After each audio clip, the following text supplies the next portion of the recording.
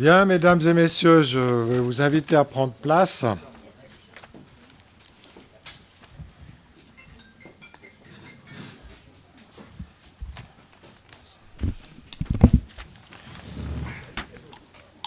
Pour cette conférence de presse sur les casques blancs.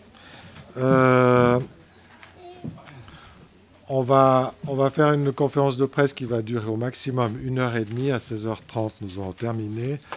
Mais en préambule, je voulais juste prendre la parole. Ce n'est pas habituel que je prenne la parole avant une conférence de presse. Mais la conférence d'aujourd'hui est un tout petit peu inhabituelle et c'est vrai que ça m'oblige à faire une toute petite mise au point. Tout d'abord, j'aimerais préciser que l'association Reporters sans frontières, qui est membre de notre club, ne souhaite pas être associée à cet événement. Donc, ils en ont parfaitement le droit et c'est volontiers que j'en prends note et que nous prenons note qu'ils ne sont donc pas associés à cette rencontre.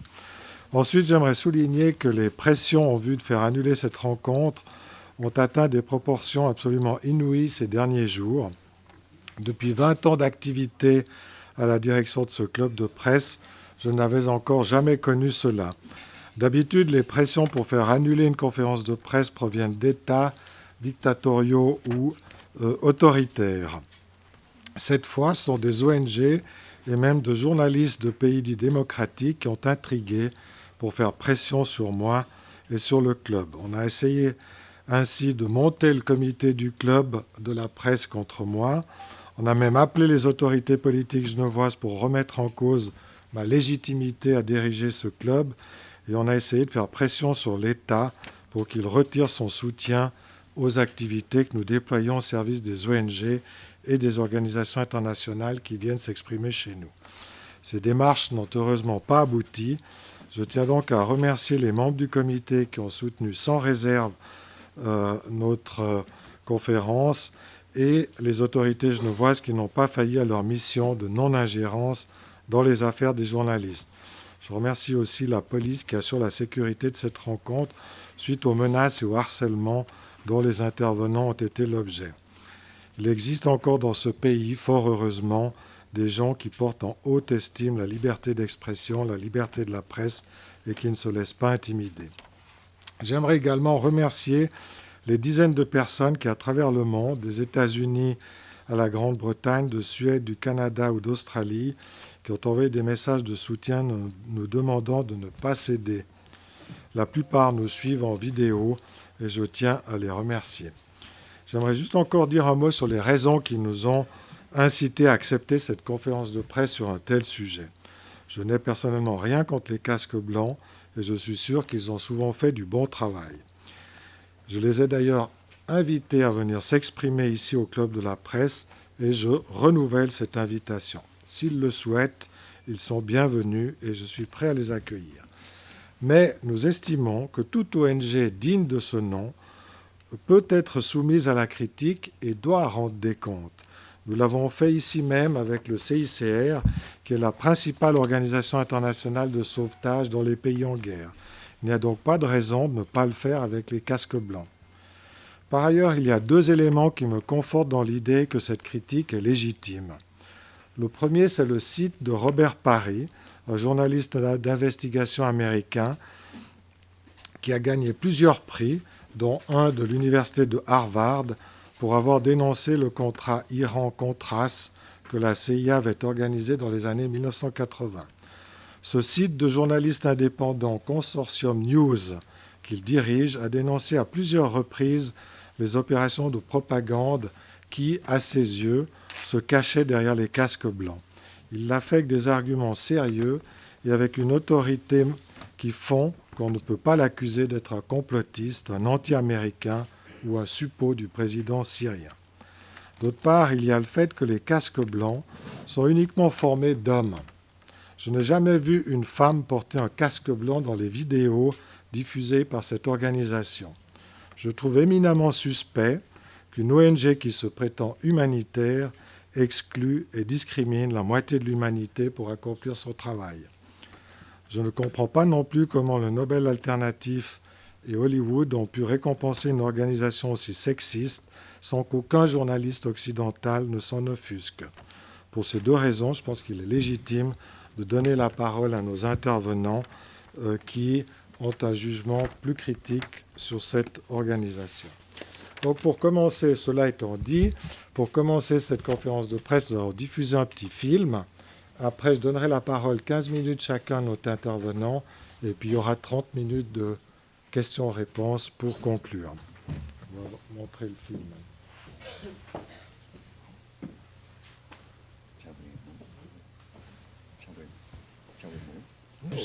There were many people buried alive. The white helmets would come to save their own, and if they found civilians... There were many people buried alive. The white helmets would come to save their own, and if they found civilians, they might help, and they might not. The video shows them helping the people, but they only help their own. Rebel fighters, their relatives, those close to them. The last thing they cared about is civilians. Those who went through the siege of Aleppo, those who saw the white helmets in action, they describe what's a far cry from help or rescue. Whenever food aid was brought into East Aleppo, the white helmets and the rebels would take it all for themselves. They give us nothing, not even bread. Life in the city under siege was tough. Jihadists wouldn't let civilians leave. What little food remained was hoarded by rebels and sold to civilians at exorbitant prices. People did anything to survive, prompted by those boasting of help. They would bring cameras and explosives, something to destroy, for example, this building here. They'd find people in the streets and promise them money or food to say whatever they needed. Why did they do this? Look, I have 9 children. We didn't leave the house, and they only gave us bread. But they promised food and money if people said what they wanted, that the Syrian army bombed us. The white helmets were at the fore of the media's coverage of the Battle of Aleppo, the voice in what was being branded the destruction of the city by the Syrian army. They were portrayed as heroes, and their carefully shot and stage-managed videos were a constant feature. The Syrian first responders who risk their lives to save others in war-torn Aleppo. In the face of unrelenting brutality, heroes have emerged. They have all chosen to risk their lives to save others. Yet, on the ground, the testimonies speak otherwise. No one did anything out of humanitarian concerns. It was all about money. They joined the white helmets and others only for money. No one cared about the Syrian people. They were always there, proclaiming the destruction of the last hospital in Aleppo, almost weekly. We visited one such hospital, which also doubled as one of the White Helmets' headquarters.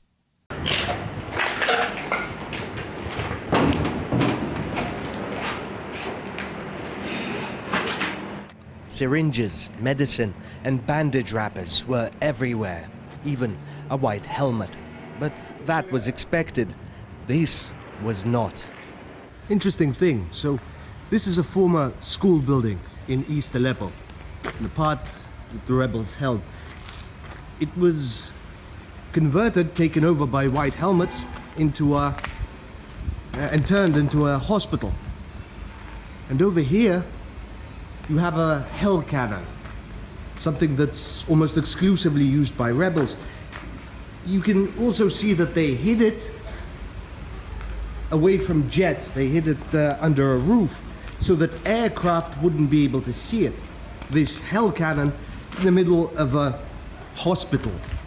We decided to look around. The artillery in the yard turned out to be just the tip of the iceberg. Here's what you'll find in one of the rooms of the former White Helmets headquarters here in Bustan al-Qasr, Aleppo. Bomb elements, fins as well as detonators, hundreds and hundreds of empty bullet casings. This was, by all appearances, a weapons factory, a bomb-making factory. Over here, shrapnel. This is what they put in bombs to cause horrendous casualties. Over there, you'll see an industrial mixer. Again, what they use to mix chemicals and gunpowder. And this is just one of the rooms here in this so-called hospital. This former school, by all appearances, doubled as a munitions workshop. Or rather, a munitions workshop that doubled as a hospital. Here's another classroom, or hospital ward, if you want to call it that, in this former White Helmets headquarters. Much heavier stuff, rockets, as well as shells, large caliber. This is the stuff they used to shell Western Aleppo. You can see they made the shells themselves here. Over in the corner, gas canisters used for making bombs. This isn't incriminating evidence, and the White Helmets made no comment on the matter. But locals describe a cozy relationship between the rescuers and the fighters. When we go out to buy food, we'd see them. If there was a collapsed building after a shelling, they'd cordon off the area and save rebel fighters or people they cared about. They would leave the civilians. Same happened not far from here. A building was destroyed in shelling and they came just to pull their own out. As usual, they left the civilians. The White Helmets, those people, they helped the rebels only. They didn't save civilians. They only looked out for rebels. They would come to film. When they did find bodies under the rubble, they would sometimes sell them for organs to the Turks. But sometimes they did help people, right? A few, just a few. In their line of work, the dead are good for business. Nothing evokes public pity like civilian deaths. The younger, the more resonant. And it doesn't matter who killed them. All that matters is to get it on film. Tell us about what happened here, about the massacre.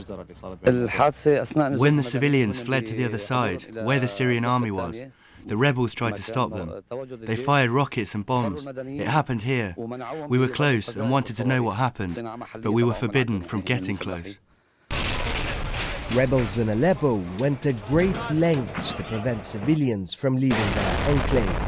Almost 36 people were reported killed in that incident alone, mostly women and children. Civilians tried to cross to government territory. They were stopped and confined in a school. When they protested, they were let go. They came this far, and then 3 shells hit from the direction of the school. We came and saw all the bodies. The civil defense came and did nothing, absolutely nothing, just filmed the scene. Then they drove away. They left the bodies. Such testimony is supported by a plethora of videos showing the White Helmets doing what they shouldn't, such as helping Al-Qaeda's executioners dispose of bodies.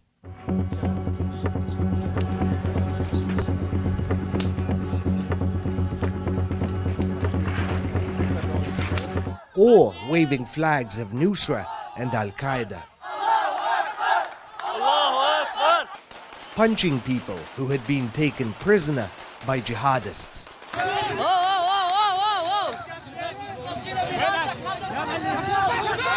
When was the last time you saw medics and rescuers walking around with assault rifles, staging fake rescues for social media stunts?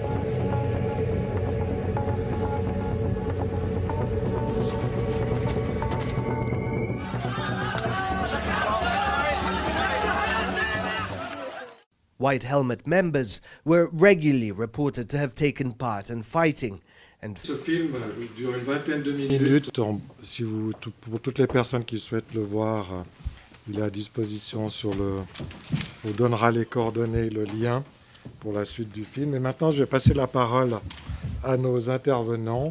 On va commencer par Richard Labévière, et puis ensuite Vanessa Billet et le docteur Dinolet. Richard. Ah, mais avant, j'oublie de vous faire signer le livre d'or. So, I ask you to sign the Golden Book of the Swiss Passport, as we do for every speaker here. No.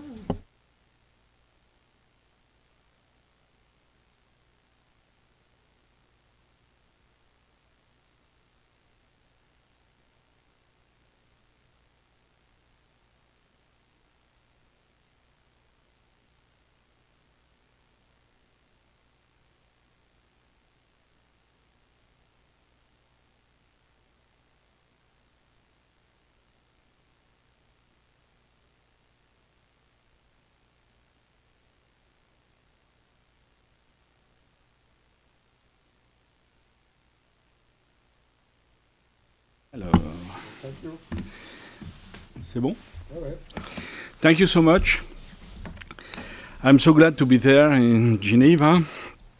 And I want to address to Guimetan a special congratulations for this meeting, to try to understand more about the issue of in process in Syria. This process, war process, is so complex that's so important to try to understand with everybody and different angle, you know. And as Geneva and Switzerland are not again in Commonwealth, I'm following in French to be more tough concerning the Syrian political process and military process. I should like to speak Spanish or German too at the UN, at the United Nations, but I'd be better in French to try to explain different things. Merci donc, pardonnez-moi d'utiliser encore le français qui est encore une langue de travail des Nations Unies ici à Genève, pour vous dire que la Syrie c'est compliqué. Comme disait le général de Gaulle, l'Orient est compliqué. J'aimerais avoir des idées simples pour comprendre l'Orient compliqué. Et on est toujours dans une dialectique du complexe au simple dès qu'on parle de l'Orient et qui plus est de la Syrie. Moi, personnellement, si vous voulez, la Syrie, ça fait... je vais dans ce pays depuis une trentaine d'années. J'ai appris progressivement, et je suis encore étudiant, à parler les patois locaux, si j'ose dire, le syro-libanais, pour essayer de mieux comprendre, de m'imprégner un peu de ce pays merveilleux, de cette population extraordinaire. Et j'y vais encore actuellement à peu près tous les 2 mois. Durant la bataille d'Aleppo, je me suis rendu fréquemment dans la partie ouest de la ville, qui souvent était bombardée à coups de mortier ou d'artillerie lourde par les djihadistes qui tenaient les quartiers est, et donc par les factions Jabhat al-Nusra notamment, qui étaient à l'est. Et donc dans la partie ouest, j'ai toujours croisé des délégués du CICR ou d'autres grandes ONG. J'ai jamais croisé de casque blanc à l'ouest d'Alep. Donc quand je dis que c'est compliqué, et on le voit dans la vidéo, tout d'abord, moi, si vous voulez, avant de parler des casques blancs proprement dit, j'expliquerai d'abord une situation un peu générale. Je ferai 3 points. Situation un peu générale, la géopolitique de ce conflit très brièvement, pour rester dans les 15 minutes imparties. Ensuite, je parlerai plus spécifiquement des casques bleus, de l'Observatoire syrien des droits de l'homme et des ONG qui sont engagés dans ce conflit, pour terminer sur quelques considérations générales concernant le beau métier d'informer ou d'essayer d'informer, le beau métier de journaliste que j'essaie de pratiquer, je dis bien j'essaie, depuis plus de 40 ans maintenant. Donc, si vous voulez, la Syrie, je veux dire, dans le sillage des mal nommées révolutions arabes, la révolte syrienne a démarré en mars 2011 sur la frontière avec la Jordanie, depuis la ville de Deraa, après 3 ans de sécheresse, des travailleurs journaliers, agricoles non payés, etc. Enfin, tout était réuni pour avoir une déflagration. Et d'un conflit effectivement fort mal géré, qui a donné lieu, contrairement à ce qu'a dit la presse occidentale, très tôt à des affrontements armés.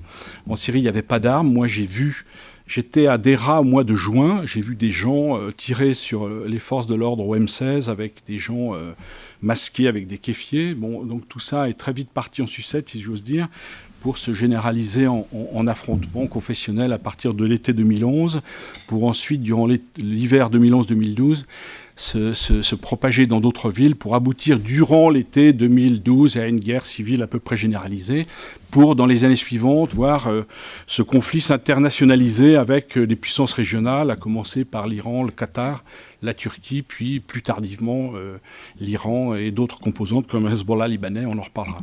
Donc moi je parlais, j'ai suivi ce conflit, j'ose pas dire jour par jour, sinon heure par heure, contrairement à la guerre civile libanaise, que j'ai couverte en partie aussi comme journaliste, qui était une guerre civile, je parlais toujours de la guerre syrienne comme d'une guerre civilo-globale. Je m'explique, je dis civilo-globale, parce que selon moi, cette guerre civilo-globale, elle superpose, sinon elle fait interagir 4 niveaux de conflictualité. Le premier, bien sûr, c'est la confrontation entre les États-Unis et la Russie, qui trouve à travers ce conflit un nouveau théâtre de recalage et de confrontation pour leurs intérêts respectifs dans la région. Le deuxième niveau de conflictualité, bien sûr, vous le connaissez davantage, par rapport à ce qui se passe en Arabie Saoudite, c'est bien sûr Riyad, l'Arabie Saoudite face à l'Iran, chiite, l'Iran perse. Le troisième niveau mettant en présence la Turquie et les différentes factions kurdes.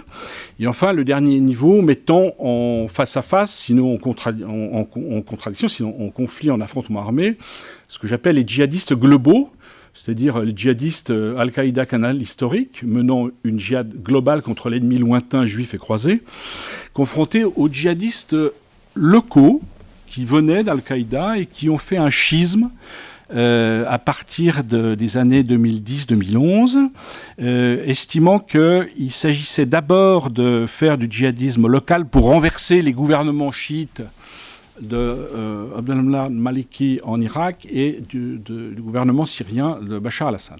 Étant entendu que ces djihadistes locaux, si vous voulez, ont privilégié des cibles, des targets chiites et déjà s'inscrivaient dans la fitna, dans la confrontation entre musulmans sunnites et chiites. Donc ces quatre niveaux de conflit, si vous voulez, se superposent mais interagissent et créent des situations qui amènent ces trois phases successives d'un mouvement social qui a démarré mars 2011 et l'été 2011, où déjà moi, à la sortie des grandes mosquées de Douma, des grandes banlieues populeuses de Damas, on criait les alaouites dans la tombe, les chrétiens à Damas. Donc bon, déjà c'était tout un programme. Et tout ça s'est un peu déglingué pour arriver à la situation, si vous voulez, de l'été 2012, l'année 2013, où là le conflit s'est généralisé et internationalisé, avec des supports financiers armés aux djihadistes à partir des camps de réfugiés en Turquie, avec l'argent du Qatar, de l'Arabie Saoudite, du Koweït, voire des Émirats Arabes Unis. Bon. Donc là, on a vu effectivement dans cette guerre civilo-globale très éclatée une multiplication d'acteurs, ce qui rend d'autant plus compliqué sa compréhension et sa déconstruction. C'est pour ça que, au-delà des anathèmes, les bons et les méchants, je dirais, on a vu ces difficultés sur d'autres conflits comme le conflit israélo-palestinien, les guerres post-guerre froide au Rwanda ou ailleurs, et donc en Syrie maintenant, où la situation est beaucoup plus complexe et ne pose certainement pas le camp du bien contre le camp du mal, mais requiert une véritable analyse géopolitique, sinon anthropologique des sociétés et des conflits dont on parle. Donc, dans ce contexte, cette guerre civile globale dont je parlais avec une multiplication d'acteurs, on a vu apparaître des ONG assez curieuses, assez étranges, et les casques blancs sont l'une d'elles, comme on l'a vu dans le reportage, avec une certaine paresse, mais pour gagner du temps. Je vais vous lire, la citation est un peu longue, ce que moi j'écrivais dans mon petit magazine Proche et Moyen-Orient.ch qui sort à Genève tous les lundis à propos des casques blancs. C'est daté du 17 avril 2017 et ça recouvre un peu ce qui est dans la vidéo puisqu'on y voit certains des interlocuteurs, dont l'un des fondateurs des casques blancs. Nous écrivions à l'époque, les Syrian White Helmets ont été créés par James le mesurier qui intervient dans le film, qui est un expert anglais de sécurité d'enseignement, en mars 2013, à la suite d'une rencontre avec des représentants du Syrian National Council, le CNC, et de la Qatari Red Crescent Society. Les Qataris procuraient un financement de lancement à hauteur de $300 000, des financements autres provenant par ailleurs du Japon, de Grande-Bretagne, des États-Unis. Le SNC a placé deux activistes, Raed Saleh et Farouk Habib, aux côtés de le mesurier qu'on voit dans le film, pour diriger les casques blancs. Le mesurier a entraîné les premières équipes de sauvetage, entre guillemets. Ensuite, les casques blancs ont été financés par la US Agency for International Development à hauteur de $23 millions 2014-2015. Par le British Foreign Office Conflict Security and Stability Fund, $24 millions 2014-2015, 32 millions en 2016, 24 millions en 2016-2017. Par l'Union européenne à hauteur de $4 millions en 2015. Par les Pays-Bas, 4,5 millions en 2016. L'Allemagne, le Danemark, le Japon et le Directorate General for European Civil Protection and Humanitarian et d'autres fondations comme la Joe Cox Fund, etc. etc. Bon, toute une myriade là aussi d'officines et de devantures qui souvent ont maille à partir avec c'est souvent des fournées de services spéciaux de pays occidentaux. En 2016, le Syrian Campaign a organisé une opération de relations publiques étant censée aider les casques blancs à obtenir le prix Nobel de la paix. Les sauveteurs n'ont pas atteint cet objectif, mais ont reçu le prestigieux Right Livelihood Awards, considéré comme le prix Nobel alternatif. Puis, The Syrian Campaign a lancé une nouvelle action de relations publiques censée aider les casques blancs à obtenir le prix Nobel pour 2017. Le cinéaste Orlando Van Einsiedel a tourné un documentaire sur les casques blancs. La première projection a eu lieu le 18 septembre 2016 sur Netflix, tenez-vous bien. Le film présente les sauveteurs sous le slogan « To save one life is to save humanity », comme des défenseurs désintéressés de l'humanité. Et il est vrai que plusieurs critiques ont affirmé que derrière ces images de casques blancs, on le comprend mieux dans le reportage que nous venons de voir, se profile aussi celle de djihadistes, essentiellement qui tenaient les quartiers est d'Alep, que je connais bien, à savoir Jabhat al-Nusra. Quand le directeur des casques blancs, Raed Saleh, est arrivé à Washington en avril 2016 pour la remise du Humanitarian Award, eh bien, le département de Homeland Security lui a refusé l'entrée des États-Unis, l'entrée sur le territoire américain.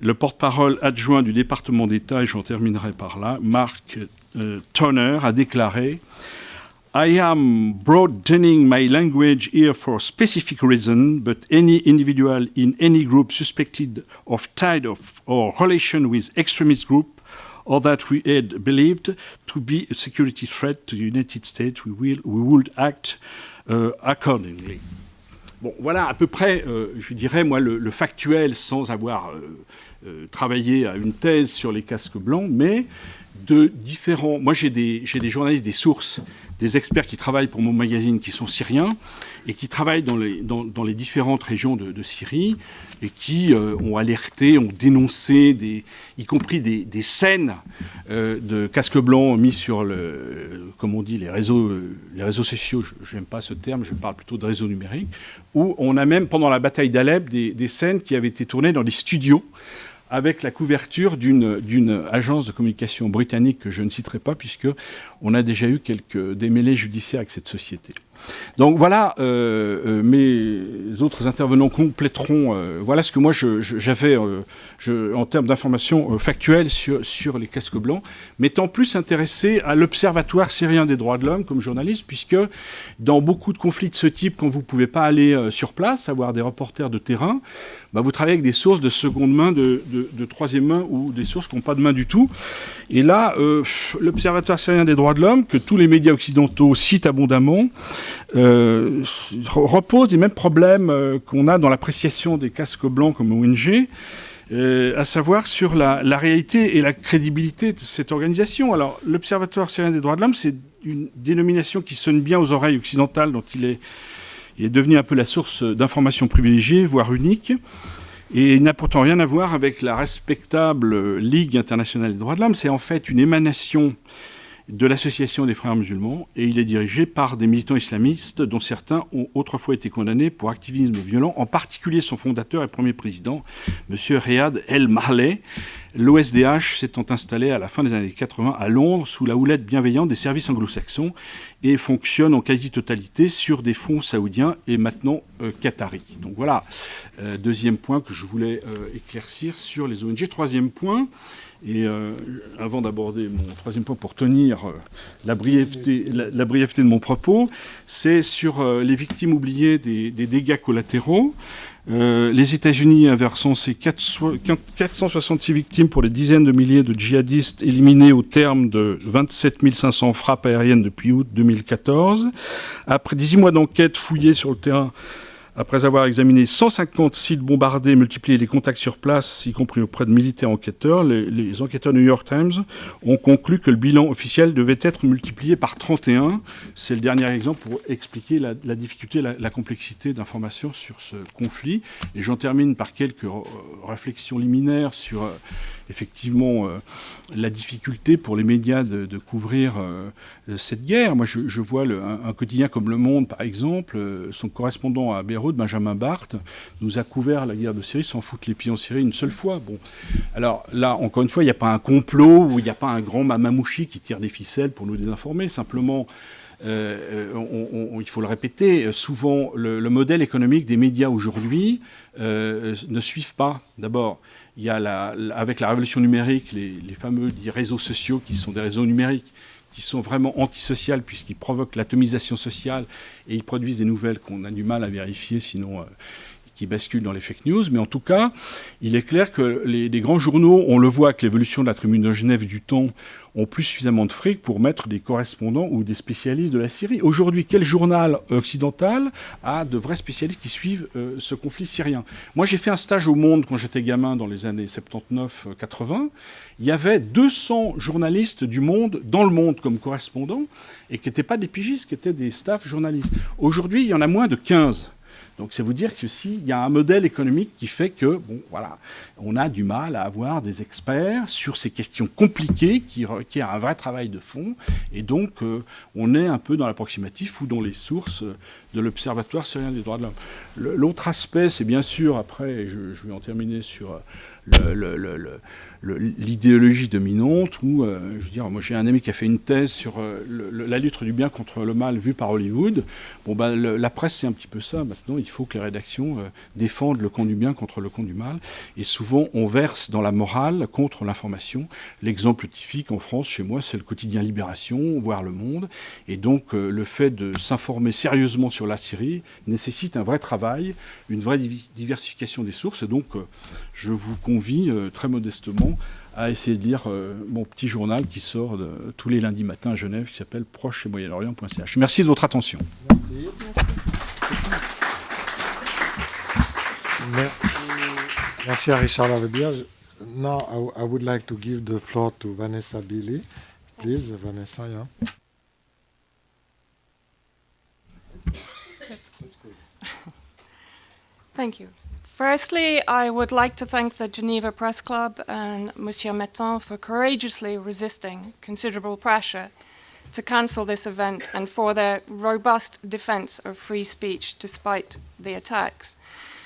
I would also like to first of all make the very strong point that those who do shout down the criticism or the investigations into the White Helmets by claiming that it is nothing more than Russian propaganda are ignorant of the fact that the majority of the evidence against the White Helmets comes directly from the White Helmets themselves, or from the moderate extremist media channels, which are largely established and funded by the EU, the UK, and the US, or from Syrian people liberated from areas under Nusra Front, which is Al-Qiada dominated terrorist occupation, e.g. in East Aleppo.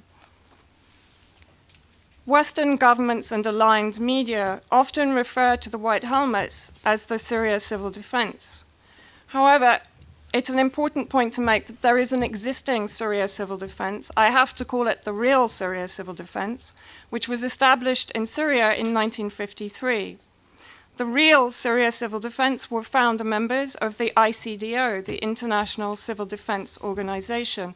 And in fact, in conversations with the ICDO, they told me that the Syria Civil Defense are the only civil defense inside Syria recognized by the ICDO. On their website, the White Helmets state clearly that they are a neutral, impartial, humanitarian NGO with no official affiliation to any political or military actor, and they have a commitment to render services to any in need, regardless of their sect or political affiliation. However, the White Helmets are embedded exclusively in areas of Syria occupied by listed terrorist organizations, which include Nusra Front and ISIS, along with various associated moderate rebels such as Ara al-Sham and Nour al-Zinki. But all these groups and subgroups are responsible for carrying out ethnic cleansing pogroms and documented atrocities against the Syrian people. A number of videos which we saw in the initial film, produced by the White Helmet members or by the rebel media, show the White Helmets participating in brutality against civilians alongside Nusra Front, for example, in Idlib in March 2015. To date, there are 4 recorded instances from April 2016 through to June 2017, where the White Helmets have participated in, celebrated, and mopped up after terrorist executions of civilians and Syrian Arab Army prisoners of war. In the June 2017 incident in Daraa, the white helmet operative was seen clambering over the dismembered corpses of Syrian Arab army soldiers captured by another US-backed militant organization, the Southern Front. A quote from Philip Giraldi, an ex-CIA counterterrorism expert, quote, "Perhaps the most serious charge against the white helmets consists of the evidence that they are actively participated in the atrocities, to include torture and murder, carried out by their Nusra hosts. There have been numerous photos of the white helmets operating directly with armed terrorists and also celebrating over the bodies of execution victims and murdered soldiers. The group has an excellent working relationship with a number of jihadi affiliates and is regarded by them as fellow mujahideen and soldiers of the revolution." And in one slide, you will see Abu Jabhat al-Sheikh, the leader of Tahrir al-Sham, which is another rebranding of Nusra Front in Idlib, where he commends the white helmets for their participation in the revolution. White helmets consistently demonstrate their sectarian nature. While Monsieur Martin has mentioned the lack of women among their ranks, the real Syria civil defense comprises Syrians from all walks of life, including all minority communities inside Syria, which is a reflection of Syria's secular society. The white helmets, however, exclude these minorities in favor of Muslim Brotherhood or more extremist ideologies.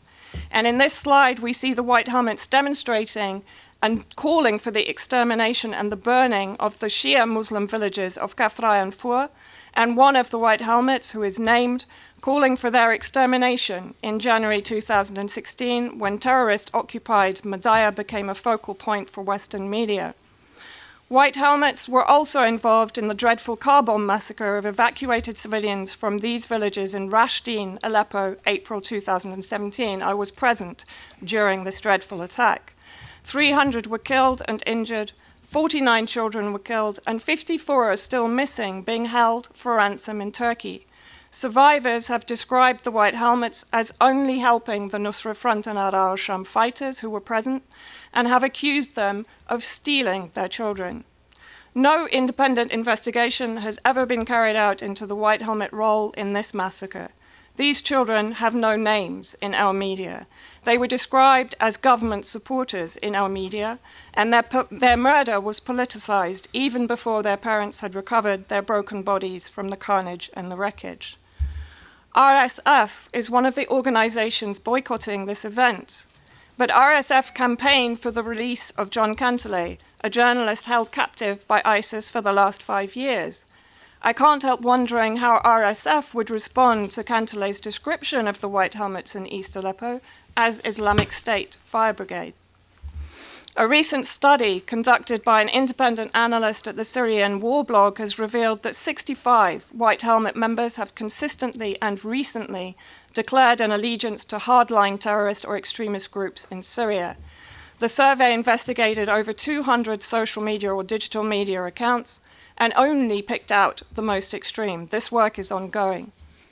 In this slide, we see Essa Jalul, the team leader in Idlib of the White Helmets, showing a clear allegiance to al-Sham on his Facebook page, including images of Dr. Zainuddin, who is a notorious extremist inside Syria, and also seen here on the right, celebrating the return of terrorists from Daraya to Hama, with the leader of Fatah al-Sham, which is the combination of Nusra Front and al-Sham, Abdullah Mulhaizani, who is known for training children suicide bombers. White helmet leadership, from civilian testimony and from evidence on their own social media accounts, is almost invariably terrorist affiliated, a fact that has been universally corroborated by civilian testimony from East Aleppo during and after the full liberation in December 2016. Now, I would like to come back to the funding of the White Helmets in a little more detail. My colleague here covered it in general. But I would like to focus on the UK Foreign Office and the use of the Conflict Stability and Security Fund to support and finance the Syrian opposition and the White Helmets. The UK regime is a primary player in the US coalition and in its operations inside Syria. Following a recent parliamentary question from Baroness Caroline Cox, it has been confirmed that the UK Foreign Office has financed the Syrian opposition almost £200 million over 3 years through this conflict fund. However, the British government has so far refused to release the names of the recipients. During my time in East Aleppo in 2016-17 and with Syrian journalist Khaled Iskaif, while searching the council office, the local council offices, we found and translated documents in Arabic that referred to 2 UK organisations, Adam Smith International and Integrity Global. Both organisations are funded by the UK Foreign Office via this conflict fund to offer assistance to the Syrian opposition. And this has been achieved via a variety of outreach agents, one of whom is the Tamkeen Project, which claims to build resilience in Syrian communities and which establishes, funds and supports the local councils in terrorist-held areas such as East Aleppo and Idlib. Tamkeen was responsible for the financing and maintenance of the East Aleppo councils. According to Britta Hagi Hassan, self-professed mayor of Aleppo, in an interview with The Guardian, the programme provided East Aleppo City Council with £820,000 in May 2016. During my time working in East Aleppo, it was clear that the councils were working hand in hand with Nusra Front. Their centres in each district were always next door to Nusra Front headquarters and White Helmet centres, i.e. they always formed an integrated complex. In the Mahdi district, for example, the council buildings were opposite a Nusra Front bomb-making factory. Video footage is available. In December 2013, a militant fighter, Abdulaziz Maghribi, was elected president of the East Aleppo Council. At that time, Hagi Hassan was his deputy. In an Al-Arabi article that focused on Maghribi, he informed them that he had been with the Qatari-backed Al-Tawhid Islamist brigades when East Aleppo was first invaded in 2012. He was then elected to the council and, at that point, he formed the civil defence in East Aleppo, the White Helmets. When I spoke to crew members of the real Syria Civil Defence who had been forced to flee to West Aleppo, they told me that these militant groups had taken over the East Aleppo centres in 2012-13, killing many crew members, kidnapping others, and stealing equipment. Maghribi, known as Abu Salma, did not relinquish his terrorist connections while he remained a leader of the White Helmets in East Aleppo. He was an active member of Nusra Front, according to testimony from Syrian civilians and ex-fighters in East Aleppo. He has been photographed with al-Sham and at demonstrations with Nusra Front militants. Again, I want to draw your attention why al-Sham is not designated a terrorist organization. It forms part of Fatah al-Sham, which is known to consist of al-Sham and Nusra, which is Al-Qiada, a terrorist organization. Maghribi was therefore a terrorist at the same time as he was the founder of the White Helmets in East Aleppo. The connection between the councils and the White Helmets is further demonstrated by the council logo being on the White Helmet jackets that we found in the White Helmet centres in East Aleppo. One member of the Command Council, which was established in November-December 2016 to unify all of the district councils in East Aleppo, is also a member of the US-backed moderate extremist group, Harakat Nour al-Zinki. He's sitting in the center of the photograph.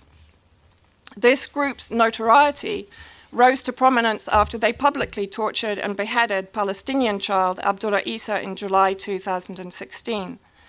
With reference to the UK Foreign Office funding of what are clearly terrorist-controlled opposition groups, the most recent questions tabled by Baroness Caroline Cox have asked whether the UK government can be sure that the funds they are giving into the Syrian opposition are not going to proscribed organizations with past or present links to Al-Qiada or associated extremist groups in East Aleppo and Idlib via Tamkeen.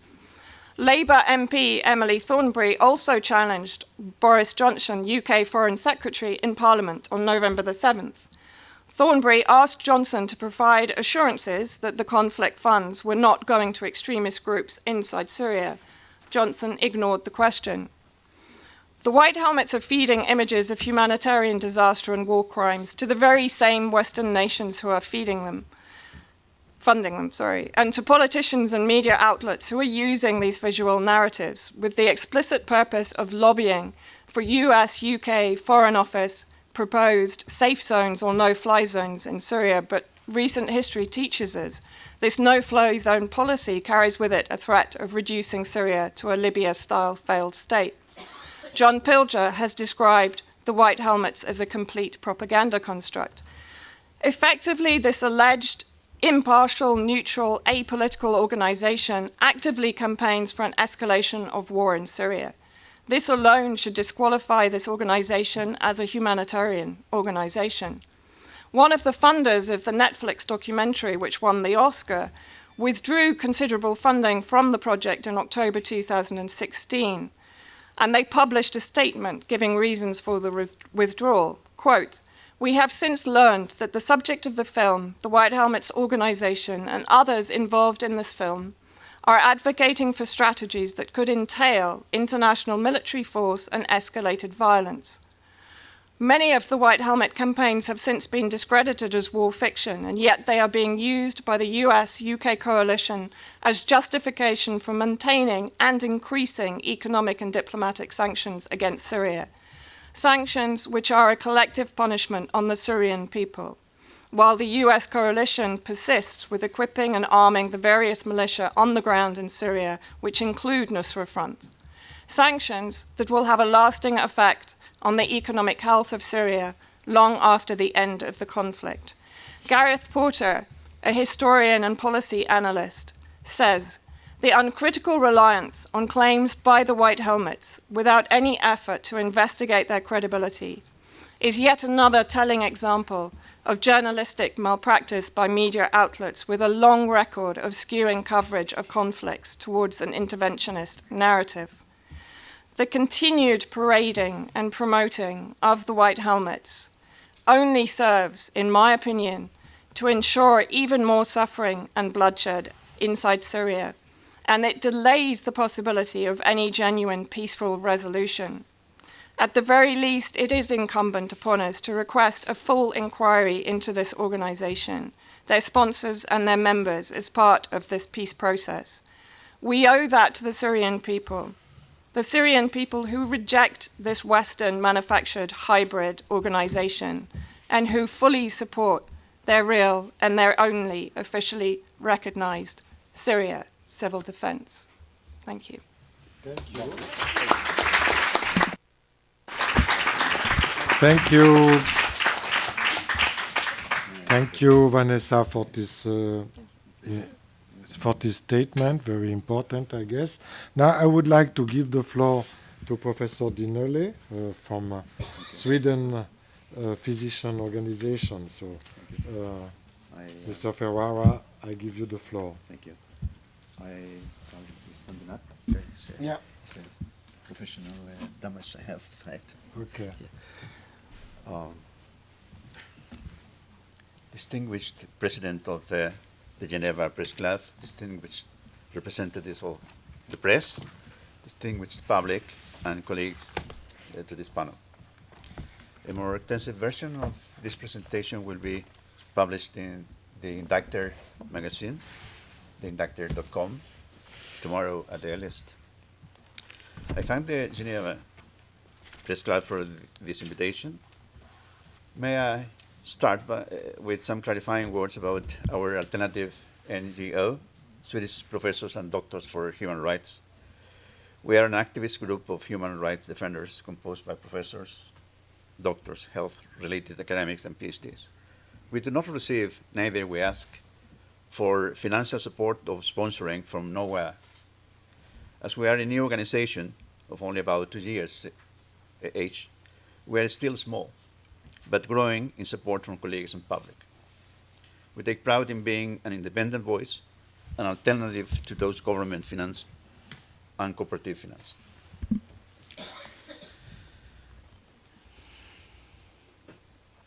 Although we have published clinical findings on White Helmets materials, which I will try to summarize later if the time allows, the main interest of Swedish Doctor for Human Rights on this thematic goes, however, beyond the pure commenting on the life-rescuing behaviors or life-saving procedures done by the White Helmets. I have already said this in an article from 2016 in the Indictor, quote, "Undoubtedly, there are in that organization, like in any other of that kind, true volunteer individuals trying to make a humanitarian contribution." The same thing I repeated the year after in an interview with Sputnik Radio in April 2017, and again in July in in Danish newspaper Arbeid. So the point for us has not been to demonize the participation of some well-minded volunteers deploying natural solidarity with civilians, which in a given moment are tragically, as always, representing a collateral damage. Instead, our analysis on the White Helmets materials aim to focus on two major issues. One is the geopolitical significance of the White Helmets in international contraction and the using of this organization as a main source for UN investigative commissions. From a geopolitical perspective, the White Helmets can also be viewed as a part of the propaganda for war against governments to which Western powers are hostile. We may notice the relatively recent establishment of the White Helmets in Venezuela, for instance. There, they also would this first responder would assist the victims, and again, those victims would be belonging to the oppositional forces, in this case, the Maduro government. And then we have White Helmets in Malaysia and Philippines as well. And I would anticipate that other similar organizations of first responders shall pop up in the future too, associated with regime change strategies. Generally, the White Helmets propaganda has been mainly analyzed in reference to, first, the imagery and uploaded videos representing victims of war, second, a vast production of self-promoting materials, videos, etc. Furthermore, the White Helmets randomly repeat in mainstream media or social media life-saving episodes which give the public the notion of permanent bombardment on civil areas, independently if those raids are actually happening at the moment of the published propaganda material. On the other hand, reports of air operations on military targets are frequently omitted. That propaganda routine, mixed with the allegations of gas attacks, also routine in itself, see my report in the Indictor from Timisoara to Kansai Kun, is one main strategic propaganda assisting to back the petition routine for an intensification of the military operations in Syria, for instance, through the repeated pledge for a non-fly zone. The other important issue considered in Swedish Doctor for Human Rights Analysis is the use done by United Nations commissions investigating allegations on chemical attacks in Syria, the using of White Helmets as allegations and testimonies. Therefore, in order to secure the reliability degree of those investigative reports, we have to take a look to issues directly associated with the credibility of the White Helmets in their capacity of sources of information. I repeat, this criticism about the role of the White Helmets as source has nothing to do with the actual rescue activities that the White Helmets have performed and which are being commented by my colleagues here.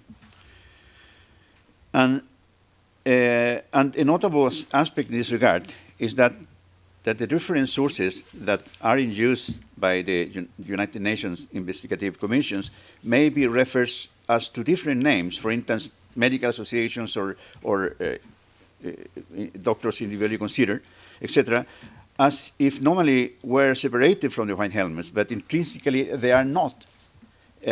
Politically speaking, they share the same ideology, which is also an issue in considering these testimonies as independent from each other. Well, some items that might enlighten the discussion on the credibility issue of the sources, and which is directly associated with the problem of verifiability and reliability of the investigative reports I mentioned before, I'm going to try to summarize very, very quickly. One first item is the civil defense. My query is on whether a real civil defense character there exists in all the rescue operations reported by the White Helmets. For instance, Professor Jan Ober, Eva Bartlett, Vanessa Bailey, and other investigative journalists or independent investigations have reported on the basis of their own, on-site visits, a number of episodes or witnesses' testimonies indicating that the White Helmets rescue operations have rather been not directly to civilians, but to combatants in the rebel factions they would be in cooperation with. One issue that we have discussed at the Swedish Doctor for Human Rights internally is whether those episodes may or not represent the standard in the priorities of the White Helmets operations. Such an investigation would require access to the records of all rescue operations, data which is not available. Meanwhile, the thesis of Vanessa Bailey appears to derive support from the correlation between A, the amount of testimonies referred to different episodes, and B, the similarity of the testimony's content. Second item, the political neutrality of the White Helmets. Does it really exist? This issue is twofold. One item refers to the double militancy of White Helmets individuals, which appear one moment with the White Helmets uniform and the next moment waving a back jihadist flag with the belligerent Shahada inscription. That is a subject that Vanessa has already touched upon. So we have that issue of neutrality, political neutrality, considered from an individual perspective. But then we have the perspective of the White Helmets as organization.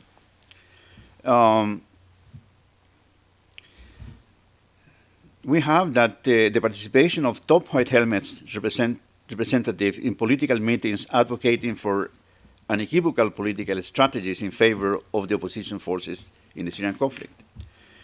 Even when the White Helmets director explained why he would not participate in a political meeting like the one in Saudi Arabia last week, he would do that by uttering statements referred to political stances assumed by them, being assumed by the White Helmets as organization. Or as Vanessa has mentioned it, is aware, there is we can hardly find an humanitarian, political, neutral organization which has had so many meetings with high-level politicians at international level.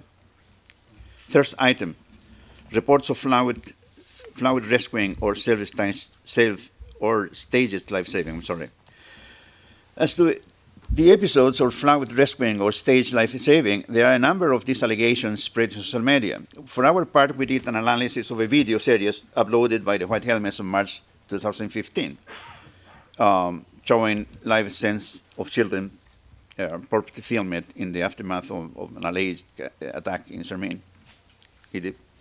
Well, you can look at those, you can read those comments and you can look at those videos, our observations, our clinical observations in the indicted, everything is published there.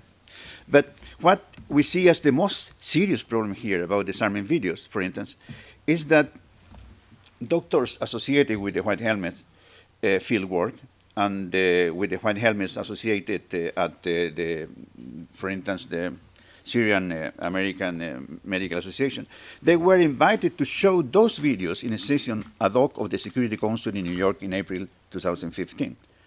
However, the veracity content of those video materials were not controlled, or if it was, the materials were shown anyway, to support the argument of an intensification of the military campaign against the Syrian government, specifically pledges for the establishment of a no-fly zone. As I said, our conclusions are published in 2 articles, and you might find them easy in the indicted com.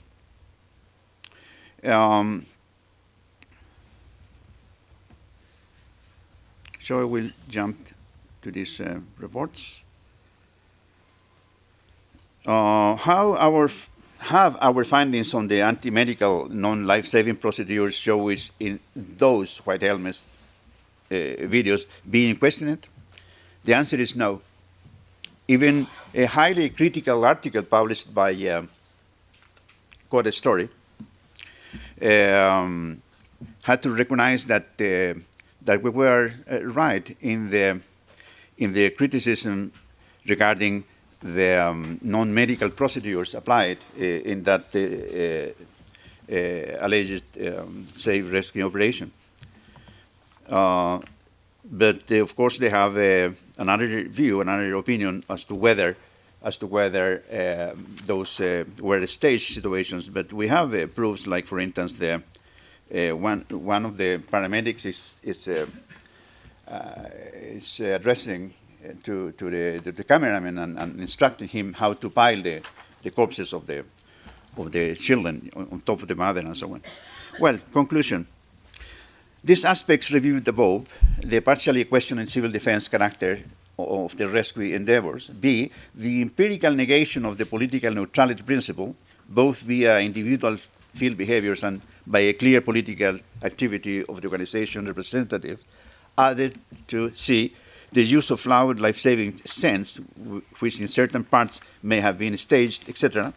Altogether considered, it would naturally pose a question about the credibility of the White Helmets and its associates in terms of first reporters or as corroborating witnesses. However, this use has not been properly addressed by the UN-appointed commissions investigating the allegations of chemicals attacks in Syria. I wish to make clear that Swedish Doctor for Human Rights neither negate nor support any thesis which emphatically conclude who is responsible for the alleged chemical attacks referred here. As scientists, we have just asked, and still we do, for beyond reasonable doubt evidence. Swedish Doctor for Human Rights, therefore, suggests the establishment of an international, independent, and multidisciplinary expert panel of scientists aimed to review the procedures leading to the UN GIM assessment, to investigate the methodological bias behind their evidence-deprived conclusions. The suggested professional team shall be a true objective panel not only concerned with the Flowers report on the Khan Shaykhun incident, but reviewing similar faulty allegations done in recent years, which together form a pattern of an aggressive geopolitical behavior and a contributing menace to world peace. Thank you very much.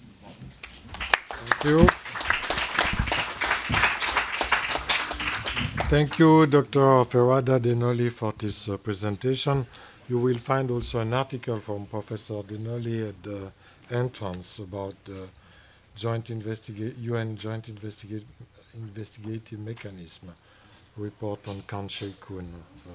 Yeah, it's another topic, but in the same direction. Yeah. So thanks for your presentation. I think it was quite helpful to better understand this white helmet case. Now I would like to open the floor. Maybe I will ask just the first question. So I know we got some pressure to cancel this event, but in your experience, were you opposed? Did you find any resistance when you tried to explain that? Which kind of resistance? Richard, tu parlais qu'ils n'ont pas pu organiser de conférence en France. Oui, au printemps dernier, nous devions parler de la géopolitique, des constructions dont je parlais de ce conflit civilo-global de Syrie, au mémorial de Caen, avec des gens tout à fait respectable, entre guillemets, l'ancien numéro 2 de la DGSE, des services d'enseignement français, des députés de gauche, de droite, des experts, un ancien ambassadeur de France comme Michel Rimbaud. 2 jours avant, la réunion a été annulée, sans explication autre qu'un tweet du directeur du mémorial de Caen pour dire que les personnes qui disaient s'exprimer étaient très proches de Bachar al-Assad, voire présentaient des caractères fascisants. Alors bon, c'est un peu curieux. Bon, après, on a redéplacé cette réunion à la Sorbonne. Et donc, rebelote, on a subi la même interdiction au dernier moment pour la retenter une 3e fois au Sénat français. Et là, là aussi, problème de salle au dernier moment. Donc, nous avons dû aller faire cette réunion dans les sous-sols, dans les locaux du Centre culturel russe qui nous a accueillis évidemment à bras ouverts.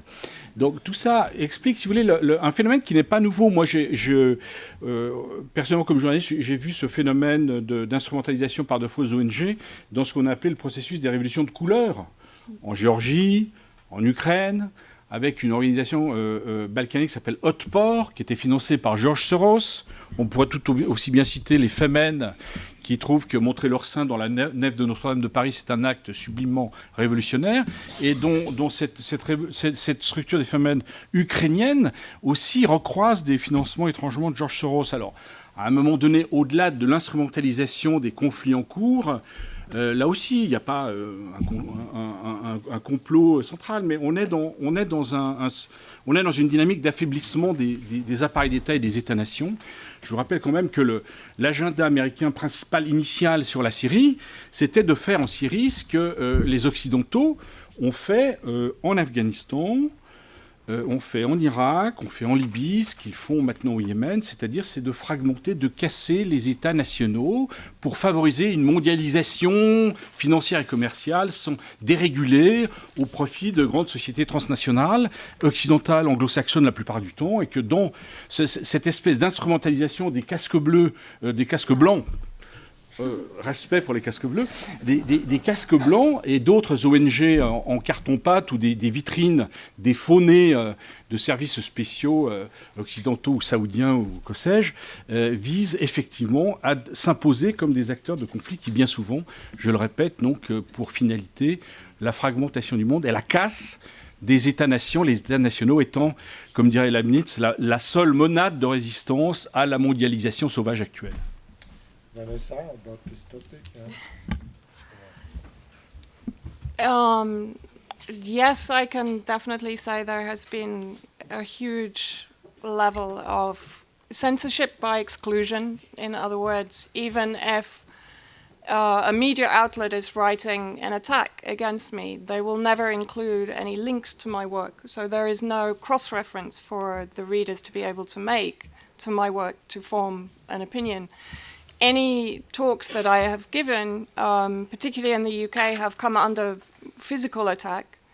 Very similar attacks. I apologize for the attacks here at the press conference, but this is a familiar pattern. When I was talking in London, stink bombs were thrown, threats were issued, police had to be called, and members of the audience were physically threatened. This is not uncommon. I've spoken with Syrians inside the UK, for example, who told me that in 2011, 2012, they received physical threats. There are police reports to attest to this. Businesses were attacked and burned down in one instance. If you spoke out against the concept of the revolution, let's say, in Syria. So this is standard. It's standard because we are diverging from the narrative, the accepted narrative, and we are putting a spanner in the works of the intervention and the geopolitical agendas in the region, not only in Syria, but in the region. So for me, it's part of it comes with the territory, as I'm sure we all feel. But yes, it's certainly happening. Dr. Dinoli, with the situation. I would refer to that. But generally speaking, one main feature in these reactions against our publications or our activity on this field is that we have never heard of a questioning of the findings we have published. So the facts remain intact, they remain unchallenged. Whereas there is a lot of ad hominem attacks against members of the board of our organization and also against the organization by itself. The same, like in the, or very similar, or what Vanessa is here referring, when we are attacked by the press, or for instance, we have we have been referred in Wikipedia. There is an article in Wikipedia called Swedish Doctor of Human Rights. There are also attached to our organization, but they don't give the possibility for people trying to insert our own opinions or our own rebuttals of the things they are refused. So at the end, there is only one voice, arising. And with regard to your question in Sweden, well, it has been said, for instance, in that article in Wikipedia, that we are a rather unknown organization in Sweden, whereas we have been referred by most of the main Swedish press, starting by an article in Dagens Nyheter of first page and then 2 pages inside, also with an interview with the chair of the organization, but then not reproducing entirely our standpoints about this conflict and others. And then we have been denied the right of replication, of corrections and things like that. So we don't feel very well treated from the media and also from some individuals. But we have the support, as I said, from many of our colleagues, and then we of course we will continue with this struggle. Okay, thank you. Bon, j'ouvre le débat. I open the floor if there are some questions coming from the audience.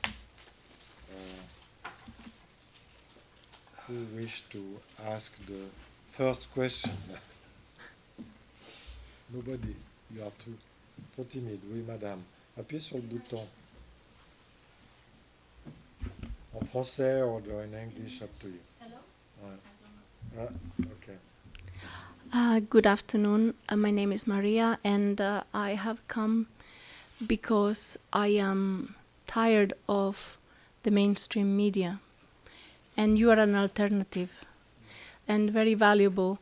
I have found out that you were coming here, Vanessa, and I'm a follower. But also, very important, I found out that Mr. Metan refused to follow pressure from the external other bodies to close this conference. Knowing who controls the media and knowing who finance war and other conflicts, how can you gather all the strength to face that huge opposition and continue fighting for the truth, despite of the enormous opposition you have? It is difficult. Richard, peut-être. Merci. Vaste question. Moi, si vous voulez, je prends l'exemple. Je ne vous raconte pas ma vie. J'étais directeur adjoint rédacteur en chef à Radio France Internationale. Et donc, j'ai, dans ce contexte-là, été amené à interviewer Bachar al-Assad. Le 2 juillet, une semaine ensuite, il était invité par Nicolas Sarkozy sur les Champs-Élysées pour l'installation de l'Union pour la Méditerranée. Bon. À la suite de ça, Mme Ockrent m'a licencié violemment de Radio France Internationale. Je prends cet exemple, pas parce qu'il me touche évidemment personnellement, mais parce que ça indique, si vous voulez, l'absence progressive des médias mainstream que vous parlez, l'absence de pluralisme, la réduction du pluralisme. C'est pas parce qu'on va interviewer Bachar al-Assad, j'ai interviewé Kadhafi dans ma vie, Hassan Nasrallah plusieurs fois, et d'autres. On peut interviewer les gens sans épouser forcément les conceptions ou les conclusions. Donc c'est le fait de récuser à ce point le travail de journalisme. Maintenant, je vais citer ici dans cette bonne ville de Genève que je croyais protégée, étant la ville de Rousseau et de Voltaire, des affres de la censure française et parisienne. Je m'aperçois que non, mais je vais citer ici Claude Toracinta, qui a été un des grands patrons de l'information de la télévision suisse romande et du magazine Temps Présent, qui disait à ses journalistes ne visez pas l'objectivité qui n'existe pas, visez l'honnêteté. L'honnêteté journalistique qui consiste à multiplier les sources, les croiser pour proposer ensuite une lecture qui pourra être débattue ou contestée, vous voyez. Et donc, moi, c'est ce que j'ai toujours essayé de faire dans ce métier que j'essaie de faire depuis 40 ans, notamment à Radio France Internationale. Et évidemment, cette approche a fortement déplu à Mme Ockrent Kouchner, qui, effectivement, déjà fonctionnait sur des ratios, je dirais, que je qualifie de néoconservateurs, c'est-à-dire dans le sens d'une vision idéologique anglo-saxonne, sinon occidentale, ne permettant aucune autre information aucun autre regard de médias comme Al Jazeera, Russia Today, Sputnik et autres, etc. Comme s'il fallait récuser la multipolarité, l'aspect multiculturel de l'information et son pluralisme en définitive.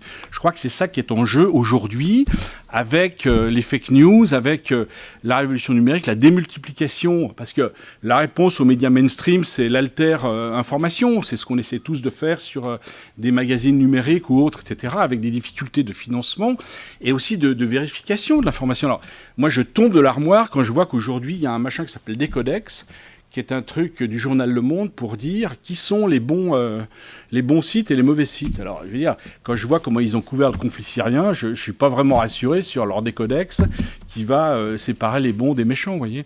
Donc, on est dans une espèce de complexité qui nous amène à une forme d'indétermination, et c'est un vrai travail de reconstruire un peu de rationalité et de rigueur dans la déconstruction de notre actualité quotidienne. Merci.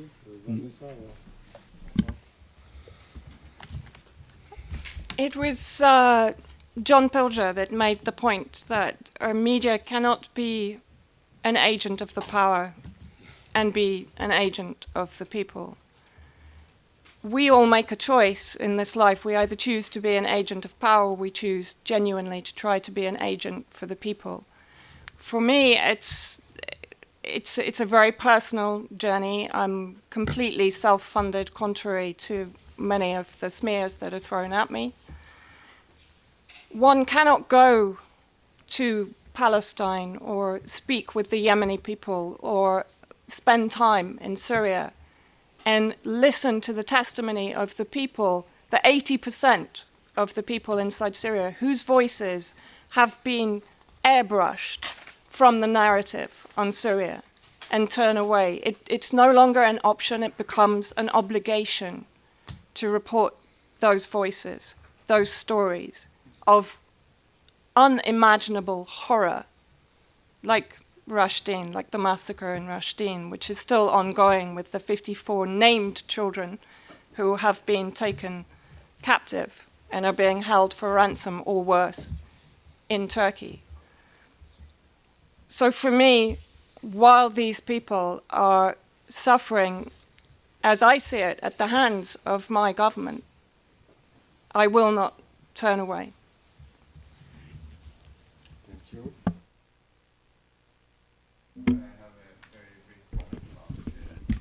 Our situation with respect to media or vice versa.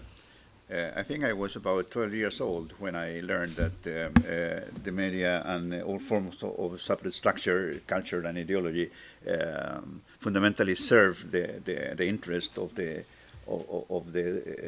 infrastructure, to put in electrical terms.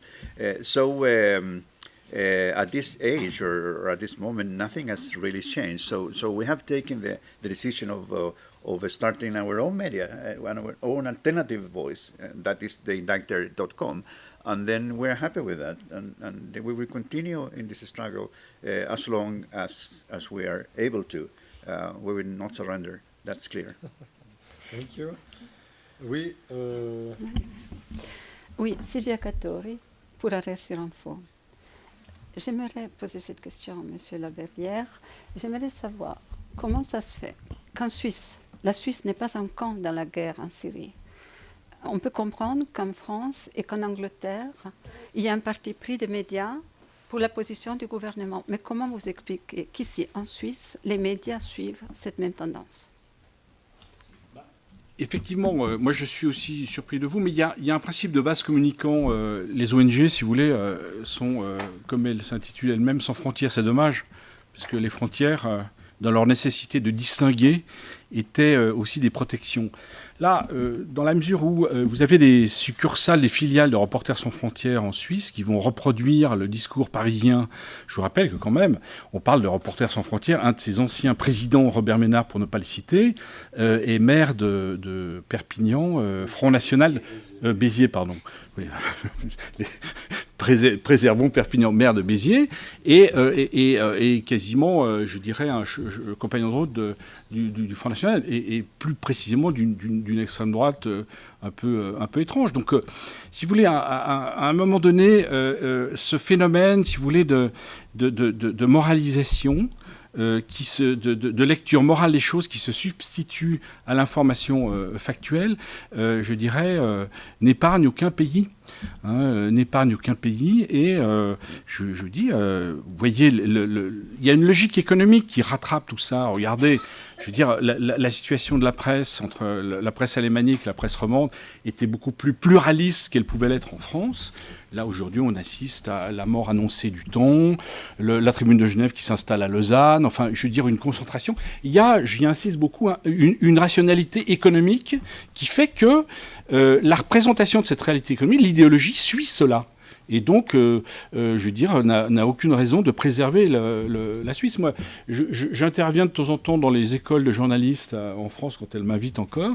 Dernièrement, les étudiants me demandaient quel livre de sciences humaines ou de philosophie lire par rapport aux représentations idéologiques dont on a parlé cet après-midi à travers l'exemple des casques blancs. Je cite immanquablement, sans être ou ne pas être marxiste, c'est pas la question, mais l'idéologie allemande de Karl Marx, qui explique bien que nos schémas d'analyse et de lecture du monde ne tombent pas du ciel par une corde à foin, mais sont quand même liés, imbriqués, enchevêtrés dans nos conditions matérielles et économiques. Et dans la mesure où les médias français ont été rachetés par 2 ou 3 propriétaires, les concentrations successives de la presse romande et de la presse helvétique font que l'intransigeance, la censure telle qu'elle s'opère dans la presse parisienne depuis des années, maintenant contamine la presse helvétique je dirais, de manière organique et consubstantielle à son évolution économique. C'est une réponse très partielle et pas... Je ne pense pas qu'il faille... on n'est pas là... Merci en tout cas pour les questions. Je pense qu'on n'est pas là pour parler de la presse. La question, c'est les casques blancs. C'est juste qu'on revienne au sujet, parce qu'autrement, on dérive sur une autre problématique tout à fait intéressante, mais qui n'est pas tout à fait dans notre sujet aujourd'hui. Sur les casques blancs. Oui, madame, messieurs, bonjour, Bernard Migy. J'ai juste une question, Guy, suite à votre présentation. Je n'ai pas compris les raisons des opposants à cette conférence, les raisons évoquées. Moi non plus, hein.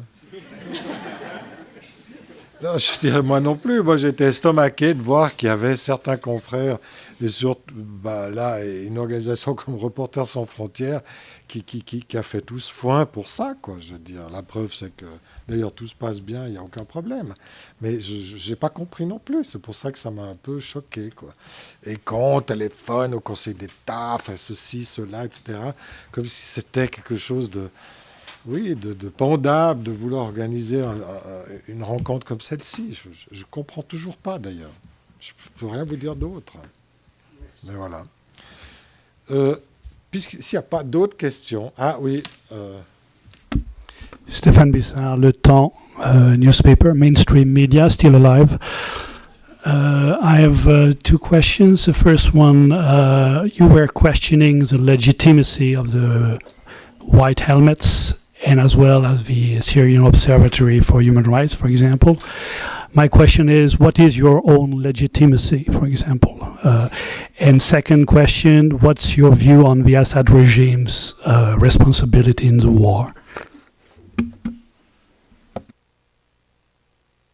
Brièvement, je commencerai par la... D'ores et déjà, l'expression Assad régime est tout à fait mainstream. Et moi, oui. Non, mais moi, je parle de la Syrie, du gouvernement syrien et pas du régime de Bachar al-Assad, parce que quand bien même Bachar al-Assad disparaîtrait dans les 5-10 minutes, il serait remplacé parce que si vous lisez des livres d'histoire sur la Syrie, vous verrez que le Baas le parti bassiste a une histoire, le nationalisme arabe a une histoire, que la fatwa d'Imtania qui date du XIVe siècle a condamné les alaouites plus que les chrétiens et les juifs dès le XIVe siècle, et que le conflit auquel on assiste s'insère dans des filiations historiques assez complexes et intéressantes, et qu'il faut étudier. Alors maintenant, l'appréciation qu'on fait du régime de Bachar al-Assad, pour reprendre vos propres termes, la question comme journaliste, et ça renvoie à la légitimité de tout un chacun vis-à-vis des médias pour lesquels on travaille, ou la façon dont on fait son travail. Je vous l'ai dit, la difficulté étant d'avoir des sources pluralistes, de vérifier l'information.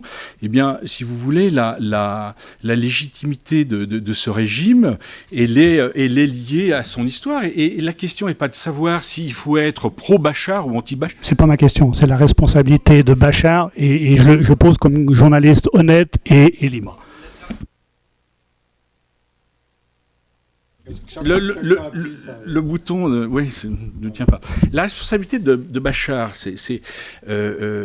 mon président nouveau, là, Macron, a dit au mois d'août dernier devant les ambassadeurs qu'il fallait sortir d'une personnalisation trop importante du conflit. Bachar al-Assad n'est pas personnellement responsable des 300 000 victimes de cette guerre civile. Je vous rappelle que quand même, sur les victimes, vous avez à peu près 80 à 100 000 morts de l'armée gouvernementale syrienne, l'armée du régime de Bachar al-Assad. Bon. Alors après, on vous dit « Ah, mais il a libéré des djihadistes » pour fomenter les guerres civiles, pour rester au pouvoir. Je vous rappelle qu'on est à Genève ici. Aujourd'hui devrait redémarrer Genève 5, le processus des Nations Unies dirigé par Staffan de Mistura, et que Bachar al-Assad, en son temps, après l'été 2012, avait libéré un certain nombre de prisonniers djihadistes, effectivement, à la demande de l'Arabie Saoudite qui supportait l'opposition à Genève, et à la demande des parrains de ce processus, notamment des Russes, pour ne pas flinguer le processus de Genève. Donc là, c'est toujours dans le fait de poser la question de la responsabilité, on part sur les mauvaises pistes. Je crois qu'il faut faire d'abord des chronologies sérieuses, historiques d'un conflit, pour voir quels sont les appareils d'État. La Syrie est un pays qui fonctionne avec des appareils d'État, des formations et des partis politiques. Et c'est pas Bachar al-Assad lui-même qui est personnellement responsable d'une guerre civile qui a fait plus de 300 000 victimes sur le plan international. Vous voyez ce que je veux dire ? Mais ma question était légitime pour vous, sur la responsabilité ou... Toutes les questions sont légitimes. La question, nous ne sommes pas des juges ou nous n'instruisons pas des procès. C'est pas un procès, c'est une question. Ça. La question de la responsabilité de Bachar al-Assad n'est pas une question n'est pas une question que je trouve très intéressante. Avant de m'interroger sur la responsabilité personnelle de Bachar al-Assad, déjà, comme journaliste, j'essaie de déconstruire pour comprendre ce qui s'est passé et comment on est arrivé dans ce merdier qui a fait 300 000 morts, avec tous les partenaires. Et encore une fois, je dis, Bachar al-Assad n'est pas le seul acteur, donc le seul responsable de ce processus. Vanessa, please, about these two questions. Your legitimacy and the responsibility of the Assad regime or government. I find the question about my legitimacy a little strange. Should the legitimacy not be about my facts and my evidence?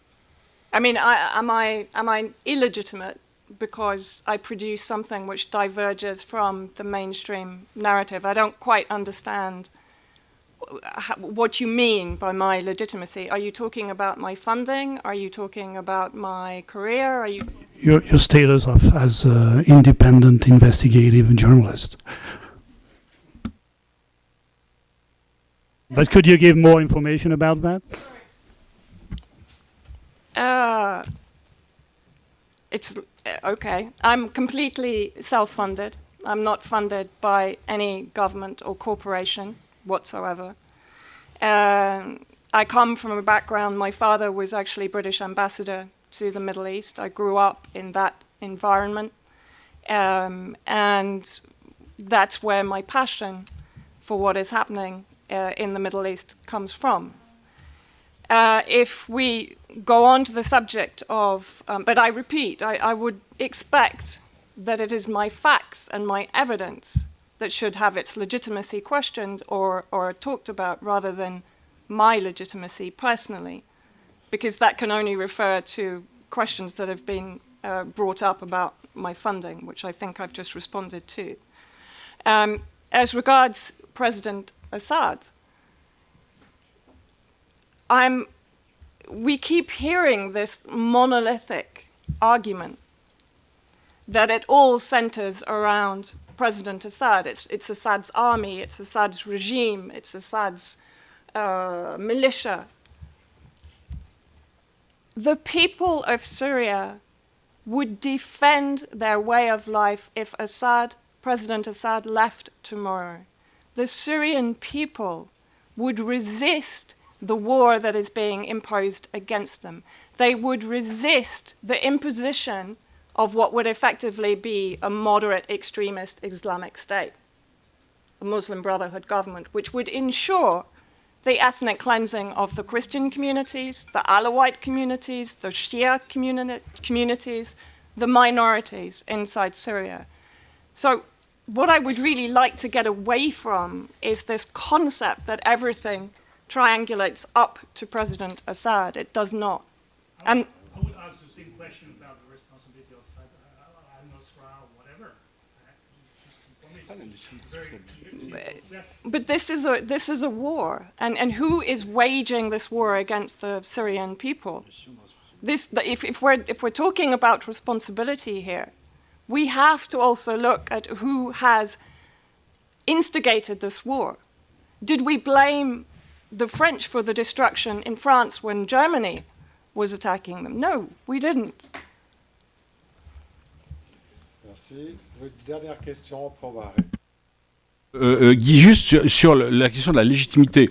Bon, moi je réponds personnellement, comme vous, j'ai une carte de presse, je ne sais pas quelle vous avez, moi j'ai une carte de presse depuis 40 ans, et je revendique une forte illégitimité par rapport à ce qui est devenu la presse. Après avoir écrit 17 livres sur la région, je vous invite à les consulter sur Google ou à les lire, si jamais vous avez du temps à perdre, mais voilà, c'est une forme d'illégitimité par rapport à ce qui est devenu la presse.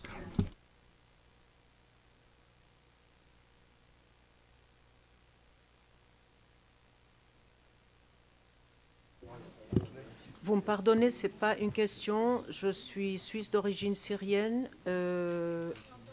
Je suis suisse d'origine syrienne et je remercie chaque personne dans cette salle. Je remercie Monsieur Metton et tous les intervenants. Je prends la parole parce qu'on est quand même muselé ici en Suisse, particulièrement à Genève, et dans tous les milieux politiques et économiques, etc. Merci pour votre question, ça m'a encouragé à parler, monsieur, puisque vous êtes journaliste dans le temps que je respectais beaucoup jusqu'à ce que je commence à lire des articles dans le temps sur la Syrie, j'étais outragée. Tout d'abord, je m'insurge contre cette tentative de limiter les Syriens à deux pôles, anti-Assad et contre Assad. Ceci dit, indépendamment de qui il est, monsieur Assad, je ne veux pas commenter là-dessus. Et c'est juste incomparable de comparer un gouvernement à des milices extrêmement bien financées, super bien organisées, qui viennent de je ne sais pas combien de nombre de pays du monde entier. Tchétchènes, Ouïghours, Ouzbékistan, Français, Tunisiens, Mexicains, ils sont tous, sauf Syriens. Et j'ai entendu chez tout le monde le concept de guerre civile en Syrie. Or, c'est pas vrai, c'est pas civil, c'est super bien organisé. Je peux vous donner les preuves parce qu'on parle de journalisme et d'opinion et on discute d'opinion. Il y a une stratégie calmement, super bien mise en place et bien organisée qui a commencé depuis très longtemps, mais je m'arrête à George Bush quand il a mis Agenda for Democracy, qui a donné en fil tout plein d'autres concepts et organisations et institutions. Voilà, je vais vous couper parce que voilà.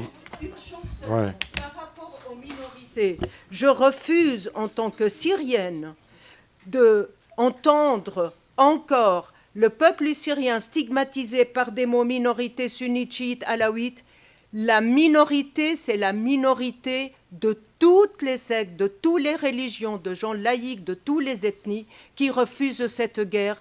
Et les sunnites, si on regarde le nombre de sunnites qui ont été tués par des sunnites djihadistes pendant cette guerre, ça dépasse toutes les autres minorités. Ceci dit, parlons des minorités, il y a une stratégie de déraciner les chrétiens d'Orient de leur terre ancestrale parce qu'ils sont le peuple indigène de notre pays.